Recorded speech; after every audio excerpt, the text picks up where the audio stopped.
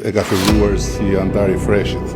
Arber Hajdari munguaj në puntatën e së martës të Big Brother VIP, ku zakonisht shfaqet si opinionist.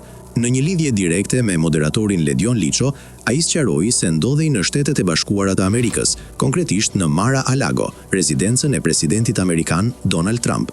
Gjatë bisedës nuk munguan batutat, ku Hajdari tha me humor se kishte shkuar për të rekrutuar një konkurrent VIP për Big Brother, edhe pse u kuptua se ky pohim nuk ishte serioz.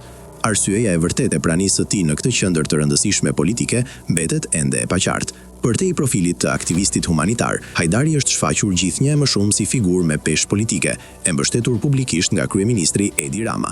Pas tërmetit të 26 nëntorit 2019, bashkëpunimi e tyre u bë I dukshëm, kur fondacioni Fundjavë Ndryshe mori përsipër ndërtimin e banesave për familjet e prekura.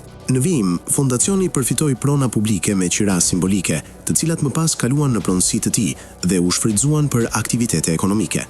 Marrëdhënia Rama-Hajdari u forcua edhe më tej, sidomos pas emërimit të babait të Arberit, Shkëlqim Hajdari, në një post të lartë shtetëror.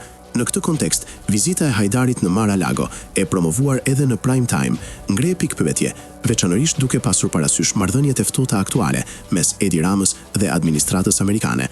Kjo situatë ka shtuar spekulimet mbi rolin e ardhshëm politik të Arber Hajdarit.